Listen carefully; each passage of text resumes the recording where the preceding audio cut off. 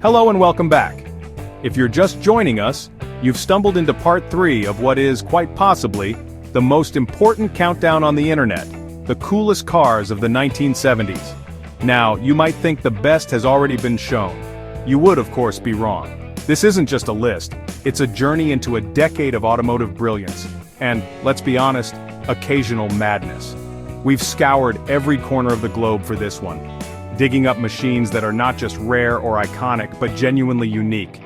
These are the cars that defined an era, the ones with real soul and character, not the soulless electric boxes we're being threatened with today. So, what have we got lined up? A veritable smorgasbord of motoring excellence. We'll be wading through the mud with some legendary American off-roaders, getting a bit sideways in some thumping Australian muscle, and marveling at the sheer ingenuity of Japanese engineering. Some of it brilliant, some of it, well, brilliantly weird. And of course, no list would be complete without a healthy dose of European exotica. We're talking about cars with styling so sharp you could cut yourself in engines that sing a glorious fuel-guzzling opera. Prepare yourself for a spectacular collision of cultures and engineering philosophies. From brutish V8 engines that measure their fuel economy in gallons per mile, to tiny, clever pickup trucks from the land of the rising sun, and grand tourers built for devouring continents at alarming speeds. This isn't just about horsepower or top speed, it's about the feeling, the noise, the smell. It's about cars that make you feel alive. So, buckle up because things are about to get very, very interesting. The Jeep CJ7, a rugged go-anywhere machine that defined the very essence of off-roading. The Commando was Jeep's slightly eccentric attempt at style, blending utility with some rather unique looks. Down under, this was the king. The GTHO Phase 3 was a homologation monster for Bathurst. Alright, so let's talk about the Ford Landau from Australia. This was a rare and seriously luxurious Aussie coupe, actually based on the Falcon. It was just bristling with gadgets and honestly had a ton of American-inspired styling. Pretty cool, right? Now here's something wild, the De Tomaso Pantera GT5S. It's like Italian drama meets American muscle, no joke. The GT5S came with these absurdly wide arches and under the hood a thumping Ford V8. It was just a beast, really. And next up we've got the De Tomaso Deauville. This was De Tomaso's answer to the Jaguar XJ, a really handsome V8-powered saloon with that genuine Italian flair. Just a fantastic blend of style and performance, if you ask me. Gloriously weird. The Honda Vamos is this tiny, doorless, buggy-like vehicle from Honda that honestly looked like nothing else on Earth. This is what happens when you need a practical pickup but only have a tiny space to work with. The Mazda RX-7 FB. Now here's the car that proved a rotary engine could be brilliant, balanced, and yeah, an absolute joy to drive. The Mazda Loose Coupe was, honestly, an elegant and innovative coupe, available with either a rotary or piston engine. It was properly ahead of its time. The C3 Corvette, man, it's as American as baseball, apple pie, and a questionable foreign policy. Utterly iconic. The muscle car era was fading, but the big Chevelle SS still had presence and V8 swagger.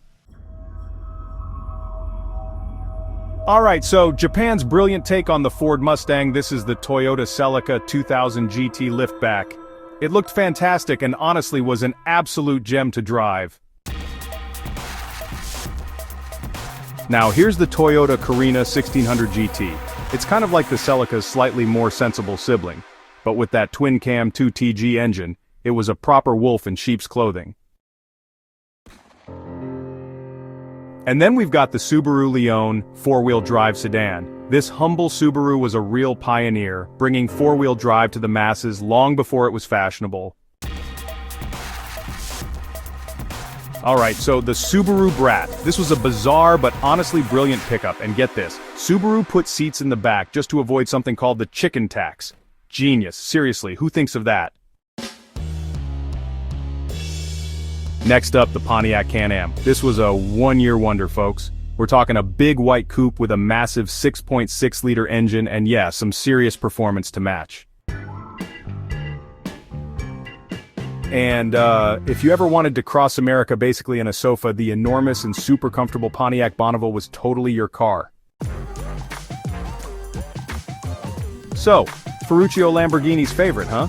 The Lamborghini Jarama is a muscular, front-engined V12 Grand Tourer with this really understated but still potent styling. It's honestly a bit of a sleeper in the Lamborghini lineup, if you ask me. Next up, we've got the baby Lambo, the Lamborghini Arauco. It's a 2+2 with a mid-mounted V8, designed specifically to take on the Ferrari Dino. That's pretty cool, right?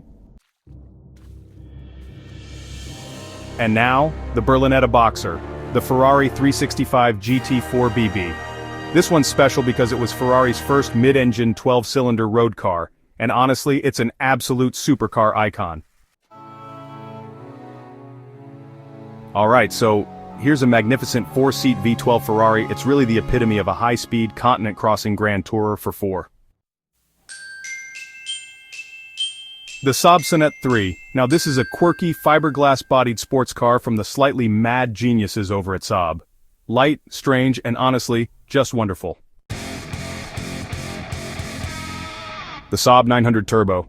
It brought turbocharging to the sensible family car and, well, created a legend. The original Mini. Still as brilliant in the 70s as it was in the 60s. Pure, unadulterated fun, if you ask me. And on that bombshell, we conclude part 3. What a spectacular collection of metal, glass, and glorious internal combustion. From the mud-plugging simplicity of a Jeep to the operatic howl of a Ferrari Flat 12, the 70s really did have it all. Now the most important part of the show is you. We've laid out our arguments, now you must lay out yours. Get down into the comments section and tell us which of these magnificent machines you'd take home.